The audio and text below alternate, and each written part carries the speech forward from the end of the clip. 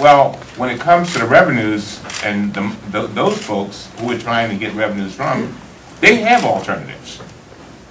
The people that we're talking about, when you're talking about Medicaid, when you're talking about Medicare, when you're talking about Social Security, they have nowhere to turn to. And you know, if you really listen to the tone here, and it's a very solemn, very passionate tone, because we have to go back to those communities, you know, where people are suffering and they don't know where they're going to turn. When I go to a senior citizen's house in my district, usually there are about 150 people, and I ask this question: how many of you have savings?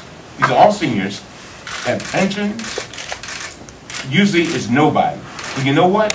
When I say, well, how many of you, all you have is Social Security, it's usually at least 99% of the people that raise their hands. That's it.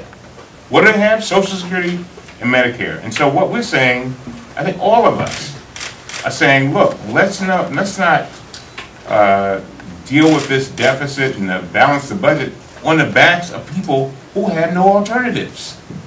And so our country is better than that.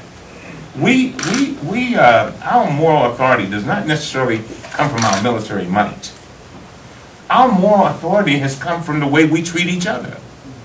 And so, you know, I hope that sinks in, and I think that's the feeling of all of us up here. We're just trying to speak for Americans who have very limited means and simply are trying to survive in a difficult circumstance.